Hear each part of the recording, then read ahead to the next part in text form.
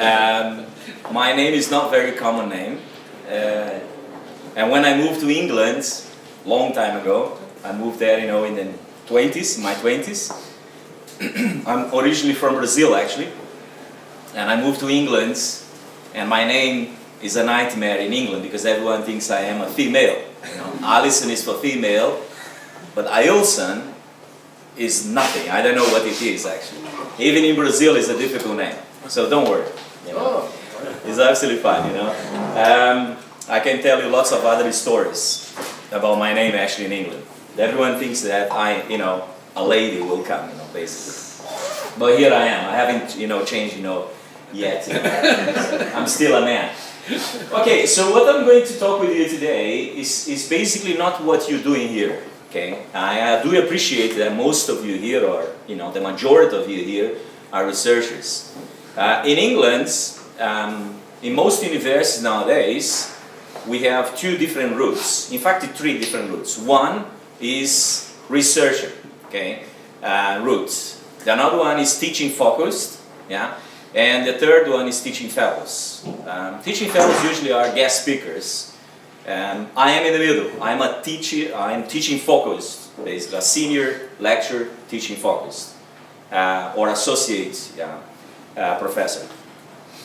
We are treated exactly the same. The only thing is that we are real teachers. We teach many more hours than our colleagues who do research. We have 10% to do research, and then 90% of my time is either teaching or administration. Whereas my colleagues who do research, they have 40 to 60% of their time to do research, like you do here, like you are presenting. So what I'm going to do here is present something for you as kind of motivation and encouragement in our area, as educators. And obviously this will be part of an article which is going to be published with my colleague, Egham from Singapore, where I also teach. I teach in other countries as well. So what does it mean, to be an effective educator? First of all, who am I? I told you already about my name, but actually this is me when I was very young. Can you see that? I fail in education. Indeed, I fail. I fail many exams. I hate exams. Most of the modules that I teach in business, I forgot to tell you, I teach international business. Most of the modules that I teach, and the best, where the students get the best grades, are the ones where I don't have an exam. I have projects, and they are very much, interacting with us. Especially in business, when I ask them, to do interviews with real business people, outside and get outside of their classroom, basically. This is research, actually. My first full-time job, I was 13 years old, full-time, 48 hours a week. Seems to be slavery, like children labor, but it wasn't. I asked permission from my parents and from my, the local judge, and they allowed me. I was the youngest person ever to start working in a multinational corporation at the age of 13. Believe me or not. You can talk to me later and I can show you more. I stopped education for 10 years, obviously. I was working 48 hours a week. But then I did, my GCSEs, or secondary school in the evenings. Failed, not doing so well. So I stopped for 10 years. Late 20s, 10 years later, around 27, 28 years old, I decided to go back to education. And I start, study, again. Today, I am an international lecturer, I believe so, speaking 3 languages and teach in different parts of the world. Interesting, to see, my life story. Here I am. Basically, these are my achievements in the last few years in the UK. And I went to the UK then in my 20s. I was not actually studying. Then back home, in Brazil, eventually I decided to start university in England. And I did all my degrees in English. Remember, I failed in education before. So I do understand my students very well. When I teach in Singapore, my students who are part-time, working very hard, 40, 50 hours a week, and then going to classes in the evening, I identify myself with them very well.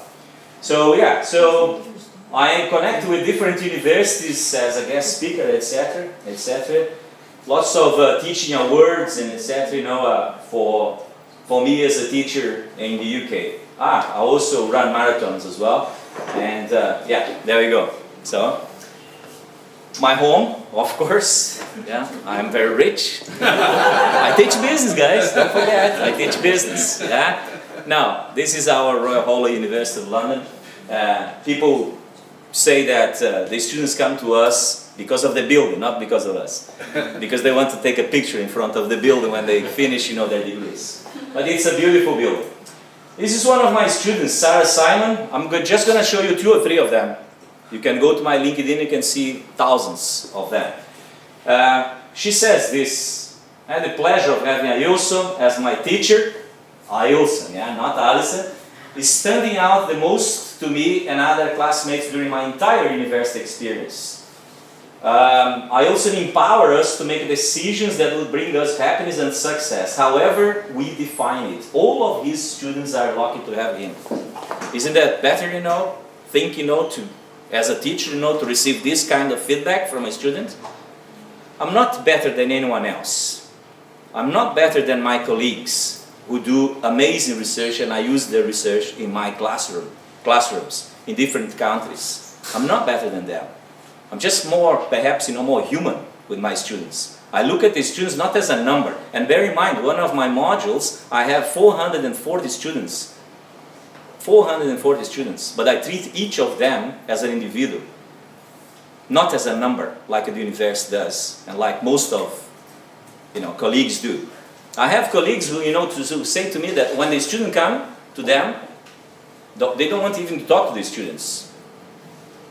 They see the students as a number. I don't see. I see as a human, because we are all humans in the end of the day. Yeah. For me, the most important is to see this one is from England. This one is Paul from France. We have students from over 120 different nationalities. And he said, look, more than a teacher, a motivator. I also has always been able to inspire the classroom, making every subject interesting. How I make it interesting, I don't know. But yeah, making great capability of being able to find the right angle to share his knowledge. For me, the most important is this: always ready to offer advice and guidance, and always with a smile, as a good Brazilian. So, the best thing for me is to see the students graduating and moving forward. When I go to Singapore, I receive lots of emails from my students in Singapore who are now extremely well, very good professionals. They invite me for a dinner, for a lunch, for a coffee. The good thing is that they always pay everything, which is great to me. And why do you think I can do this? Basically, okay. I like to see them doing very well. For me, teaching is the oldest, most important profession, and I can tell you because I started working very early in my life, and I did all kinds of jobs, especially when I was in England studying. Okay. So for me, teaching is the oldest, most important profession. Yeah, Parkey, he is upgrading, his book in 2020, already. Yeah, and he says this: most important profession. If this is not most important profession, I wouldn't be here, because my students ask me why I'm not working for a multinational corporation. I could make much more money. Certainly I could. Yeah, but no, I like it. And research says that only 13% of our population work on something they enjoy it. I hope that you are among the 13%, because 87% hate their jobs. Teachers make a difference in students' lives? No doubt about this. No doubt about this. At least I can see this from my own experience. It's an immensely satisfying and exciting career. For me it is. I hope it is for you as well. And becoming a successful teacher is challenging and requires professionalism. No doubt. Here's my colleague, from Australia, teaching others to be teachers. Yes? And it is a challenge, isn't it? Yeah? If you really don't like, to be there, better to choose another profession, isn't it? Yeah? So, a few things, I hope I have a couple of minutes more, I don't know, a few more minutes. Do I have? 3 minutes, yeah? So this will be very, very quickly. Successful teachers hold high expectations of their students, no doubt, yeah? I think so. Second, successful teachers have a sense of humor. Even in England, you have a sense of humor, yeah? You have to have a sense of humor. Especially because young people, you know, they are challenged. If you don't have a sense of humor, you know, they disappear, you know, from your classes. Third one, successful teachers are knowledgeable in their field. Well, the fact that I'm very, you know, humor, and I do play around, I do need, you know, the knowledge, you know, in my field. Otherwise, they don't respect you. Yes? Fourth one, successful teachers use teaching strategies that cause them to think outside of the box. Do you believe? Do you agree with me? If you don't do this, you know, outside of the box, they won't, you know, they will be all on their mobile phones, yeah? Or on Facebook or something else. Successful teachers take risks, no doubts. If there is no risk, there is no real world. Yes, of course, we have to respect, you know, the superiors, you know, in the universe. But you have to take some risk in the classroom when you are teaching, yeah? And with the students. Successful and productive teachers are consistent with what they do. They apply and enforce class rules, and I do. Because in our university, you have rules. And I ask my students from the first week, you know, here in this classroom, we're going to have some fun, but there are some rules here. You know, for example, no one can be later than 10 minutes. If you are 11 minutes later, you are out. You don't come and disturb my class. And guess what? The more strict I am, the more they like me. You know, it's interesting, you know. You have to be consistent. Of course, you have to consistent, you know, with grading system and etc. and all the expectations. Successful and effective teachers communicate professionally with the students and colleagues. My students, they know more about me, more about technology than myself. No doubt. Anyone here, you know, who are in their 20s or early 30s perhaps, know more about technology than myself. So I have to respect my students. They know more than me, you know, some subjects. So I need to respect them. I never see my students, you know, below me. I see them at the same level. We are here to learn from each other. That's what I say to them. We are here to learn from each other. I can learn some things from you, and of course I can share my experience, you know, and my knowledge because I'm older than you in general, you know. Although sometimes when I teach MBA students, they are older than me, you know. And the last one, successful teachers are up to date with the latest technology. Well, I do my best, you know, to be, and I'm learning here today, actually, you know, to update myself with technology. But, you know, it's difficult, as you know. I like, you know, what Michael Gelb said, you know, about Leonardo da Vinci. Mistakes, despite mistakes, disasters, failures, and disappointments. You know, I see myself, you know, here. Leonardo da Vinci never stopped learning, exploring, and experimenting. He was persistent in his quest for knowledge. I did this in myself, you know, in my own life. Otherwise, I wouldn't be here speaking in English, you know, with you, even though it's my second, third language. Another of my students, you know, here to complete, to finish, you know, Caitlin, first class in 2017, awarded the best student out of 380. She was the best of the best students. However, you know, she was with panic attacks in the classroom. Sometimes she would have, you know, 3 or 4 panic attacks in the classroom, you know, throughout the day. Finish, yeah? And, but here, you know what she says. She was the best student for us, with the best grades, yeah? And she says this, you know, incredible supportive lecture I was for her, teaching his students that they can achieve anything in both academics, but most importantly in life. These sort of messages, she says, are invaluable and definitely rare in the academic field today. How do you think I feel when I see, you know, something like that? I feel very proud of being a teacher who helped her, you know, to be where she is today and doing very well professionally.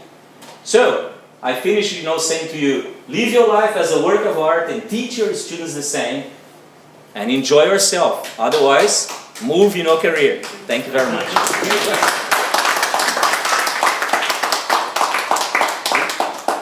Fantastic. Thank you. And I promise I won't call you Ailson anymore. No, that's fine. Thank you. I could be calling you something else, but we leave it for later. Anyway, So our next speaker now, all the way from Singapore, that should be actually the Singapore chapter, like, you know, because Egham here from Singapore and not Ailson from Singapore. Well, teaching Singapore, I'm teaching Singapore. Now we have full-time Singaporean, I suppose. Fantastic. So, online collaborative discussion of video case teacher education. Young, that's the correct pronunciation? Yeah, young is my first name. Jeez, Alright, thank God. thank you so much. Okay, I'm so typing myself too. Alright, thank you. And I'm Dr.